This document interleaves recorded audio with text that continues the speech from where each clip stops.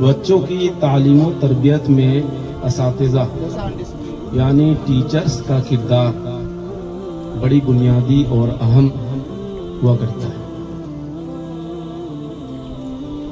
Teachers ہی ملک کا وہ طبقہ ہوتے ہیں جو ماہرین تیار کرتے ہیں، اور ان ماہرین میں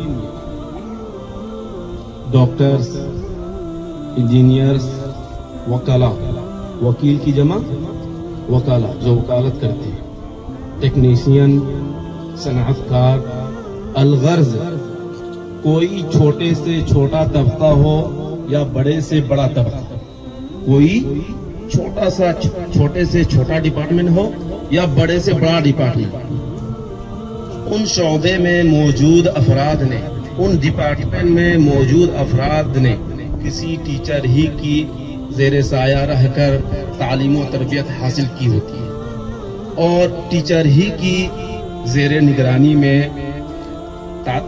ترقی کی منازل طے کی ہوتی ہے۔ بچوں کی تعلیم و تربیت میں ٹیچر کا کردار بڑی اہمیت کا حامل ہوتا ہے۔ بچے اور نوجوان کسی بھی قوم کا، بچے آپ لوگ، نوجوان، ٹھیک ہے، کسی بھی قوم کا سرمایہ ہوتا ہے۔ سرمایہ سمجھتے ہیں؟ دولت، خزانہ، پونجی، ٹھیک ہے، کسی بھی قوم کا، چاہے ہندو ہو، مسلم ہو، کوئی بھی پونجی ہوتی ہے، ٹھیک ہے۔ قوم یہ سرمایہ ٹیچر کے سپرد کر دیتے ہیں، ٹیچر کے حوالے کر دیتی ہے، اور ٹیچرز اسے تراش خراش کر کے، ٹھیک ہے، ان کی شخصیت یعنی پرسنالٹی کو نکھار کر کے قوم کے حوالے کر دیتے ہیں۔ یہ وہی ٹیچرز ہوتے ہیں جو قوم کے نونہالوں کو، یہی ٹیچر آپ جو دیکھ رہے ہیں، ہم میں سے اور بھی کہیں کالج کے آپ کے ٹیوشن ٹیچر، یہی ٹیچرز ہوتے ہیں جو قوم کے نونہالوں کو تعلیم و تربیت سے آراستہ کر کے، بلکہ انہیں تجربات کی بھٹی سے گزار کر کے کندن بنا دیتے ہیں۔ حضرت امام زین العابدین رحمت اللہ علیہ نے ٹیچرز کے بہت سے حقوق بیان کیے، بہت سارے، ٹھیک ہے۔ سب سے ان میں سے آپ کو صرف 5-6 ہم آپ کے سامنے پیش کر رہے ہیں، ٹھیک ہے، اس کو یاد رکھیں گے انشاءاللہ، بولیے، اور اس پہ عمل کرنے کی کوشش کریں گے، ٹھیک ہے۔ بیان کیے اس میں سب سے پہلا التعظیم لہ، استاد کا احترام کرنا، عزت کرنا، رسپیکٹ کرنا، ٹیچر کا، چاہے آپا ہو، ٹھیک ہے، چاہے جینٹس ٹیچر ہو، کوئی بھی ٹیچر ہو، چاہے ٹیوشن ٹیچر ہو، چاہے اسکول کے ٹیچر ہو، آپ کو پڑھاتے ہو یا نہ پڑھاتے ہو، بات سمجھ میں آ رہی ہے؟ دوسرا حق کیا ہے؟ وَلَا تُحَدِّثُ فِي مَجْلِسِهِ أَحَدًا، اور ان کے کلاس اور دوران کلاس میں استاد کے سامنے آپس میں باتیں نہ کریں۔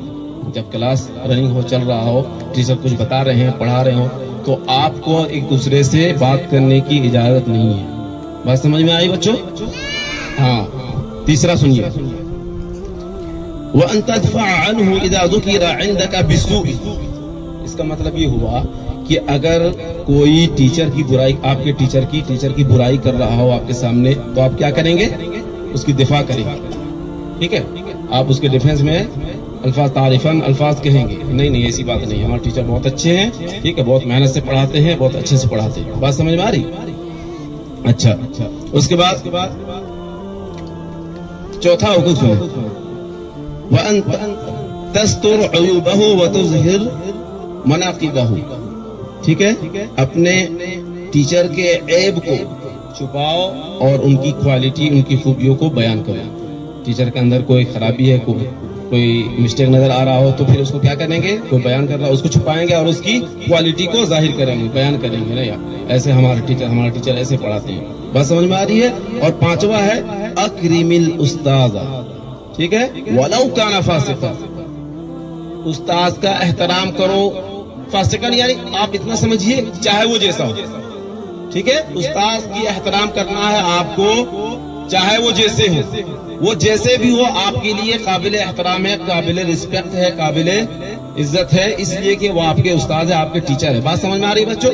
ٹھیک ہے۔ اور پانچواں، وَلَا تُجِيبَ أَحَدًا يَسْأَلُهُ عَنْ شَيْءٍ حَتَّى يَكُونَ هُوَ الَّذِي يُجِيبُ، استاذ کی موجودگی میں اگر کوئی شخص سوال کرے، استاذ سامنے ہو اور کوئی آپ سے کوشچن کرے تو آپ کو جواب نہیں دینا ہے، ٹھیک ہے؟ پہلے استاد محترم سامنے ہے، وہ بتائیں گے یا وہ آپ کو کہیں گے آپ بتا، تب آپ بتا سکتے ہیں۔ بات سمجھ میں آئی؟